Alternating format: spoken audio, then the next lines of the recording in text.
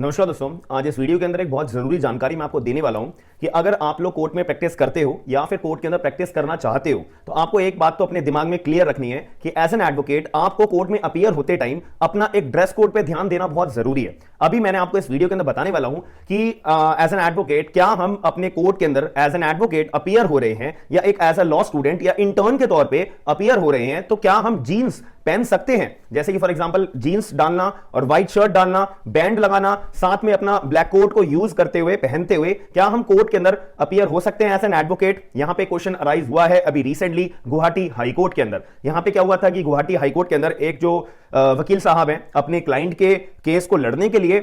Court में appear हुए, court room में अपीयर हुए। और दूसरी बड़ी बात, भाई साहब आप हाई कोर्ट के अंदर अपीयर हो रहे हो और उन जो वकील साहब है उनका जो पहनावा था, जो ड्रेस कोड था एज एन एडवोकेट वाला बिल्कुल भी नहीं था। उन्होंने जीन्स पहन रखी थी, व्हाइट शर्ट और ब्लैक कोट और बैंड जो लगाना मैंडेटरी होता है एज एन एडवोकेट कोर्ट में अपीयर होने के लिए for the prosecution of the case के लिए, याद रखिएगा। बट वकील साहब ने ब्लैक पैंट को नहीं पहन रखा था, जो कि एक ड्रेस कोड का, एक पहनावा का, एक कोड ऑफ कंडक्ट करना पालन करना बहुत ही ज्यादा जरूरी है। तो यहां पे ये प्रॉब्लम आई थी। इस वजह से यहां पे गुवाहाटी हाई कोर्ट को बहुत ही ज्यादा गलत बिहेवियर लगा यहां पे। और ऑब्वियसली यार यहां पे आप अगर इसको अलाउ कर दोगे तो ऐसे तो हर कोई वकील जो है अपना कोई भी ड्रेस कोड पहनते हुए अपने मन मर्जी से वो पहनने लग जाएगा कि अरे यार यहां पे तो हमारे जो वकील साहब जो है, हम तो वकील है भाई, हम तो कुछ भी पहन सकते हैं और हमारे को तो कोई भी जज रोकता नहीं है, हमें तो कोई बार काउंसिल वाला कहते नहीं है और हम तो हमारी मर्जी भाई। अभी गुवाहाटी हाई कोर्ट में भी तो ये जो है वकील साहब ने जींस पहन के गए थे। तो ये जो अगर यहां पे रोक ना लगाई जाती या ना लगाई जाए तो ऐसे जो है ड्रेस कोड का जो कोड ऑफ कंडक्ट है वो गिरता चला जाएगा। जैसे कि यहां पे हाई कोर्ट तक वकील लोग जो है अपना जीन्स पहन के जा रहे हैं, जो कि बहुत गलत बात है। तो मैं आपको क्लियर शब्दों में बता रहा हूं कि यहां पे आपका ड्रेस कोड होता है जो ब्लैक पैंट, व्हाइट शर्ट और ब्लैक कोट, यही पहनना मैंडेटरी होता है। आप भले डिस्ट्रिक्ट कोर्ट में प्रैक्टिस करते हो या फिर आप कोई भी तरह से हाई कोर्ट में प्रैक्टिस करते हो। क्योंकि यहां पे क्या हुआ था कि भी एक वकील साहब ने हाई कोर्ट के अंदर अपीयर हुए थे केस के दौरान अपनी जीन्स पहनते हुए। यहां पे हाई कोर्ट ने डायरेक्ट करा कि पुलिस वालों को कि इस वकील साहब को पकड़ के पूरा कोर्ट से बाहर कर दो, मतलब हाई कोर्ट के प्रीमाइसिस से पूरा का पूरा बाहर कर दिया जाए ऐसे वकील को। यह बात है हमारे गुवाहाटी हाई कोर्ट के अंदर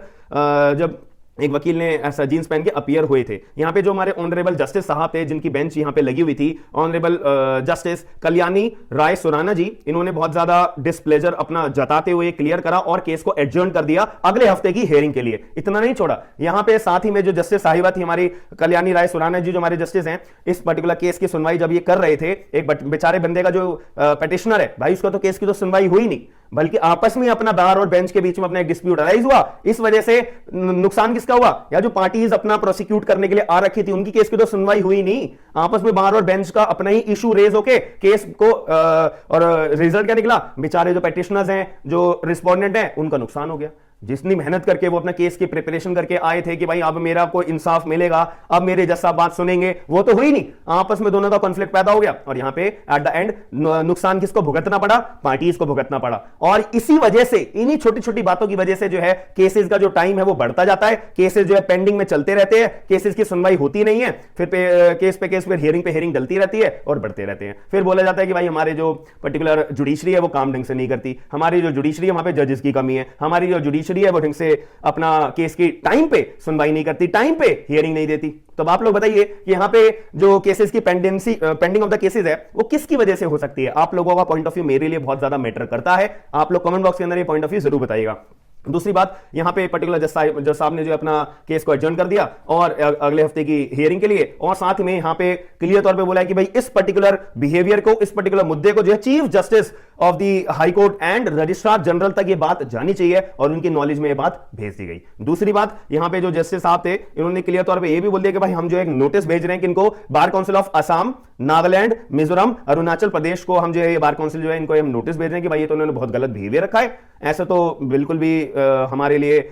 इसको कोप अप करके जाना बहुत रेलेवेंस नहीं है, इसलिए हमने बार काउंसिल को भी यहां पे नोटिस भेज दिया कि अगर कोई भी डिसमिसरी एक्शन लिया जा सकता है इस पर्टिकुलर वकील के खिलाफ तो लिया जाए एज सुन एज पॉसिबल, याद रखिएगा। और केस को लिस्ट कर दिया अगले हफ्ते के लिए, जो कि मैंने आपको बताया एट द एंड नुकसान किसका होगा भाई, वकील का नुकसान होगा या नहीं होगा वो एक बाद की बात है। क्या होगा इससे, डिसमिसरी एक्शन, उसको वार्निंग दे दी जाएगी, फिर वो अपना प्रॉपर डेस्क कोर्ट में आया करेंगे। बट मुद्दे की बात यह है कि भाई जो पार्टीज ने इतनी मेहनत करके अपने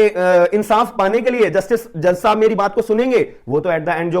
होना चाहिए। कोर्ट किस लिए खुला हुआ है? किसी भी पीड़ित व्यक्ति को या किसी के ऊपर झूठा आरोप एज एक्यूज पर्सन बना रखा है, वो इसलिए कोर्ट में आता है कि भाई मेरी बात जज साहब सुनेंगे और वकील लोग जो है मेरी बात को जज साहब तक पहुंचाएंगे अपने एक लीगल मैनर के अंदर। बट यहां पे ये काम हुआ नहीं हुआ, आपस में बार बार बेंच का अपने डिस्प्यूट हो गया और केस को बाहर कर दिया, केस को एडजर्न कर दिया, जो कि बहुत मतलब एक गलत बात है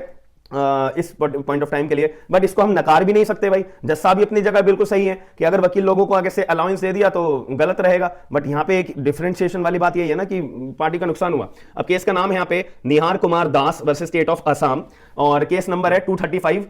2023 का केस नंबर है। और ये पूरा का पूरा जजमेंट भी मैं आपको डिस्क्रिप्शन बॉक्स के अंदर लिंक दे दूंगा। आपका क्या पॉइंट ऑफ व्यू है प्लीज मुझे कमेंट बॉक्स के अंदर पॉइंट ऑफ व्यू जरूर बताइएगा। और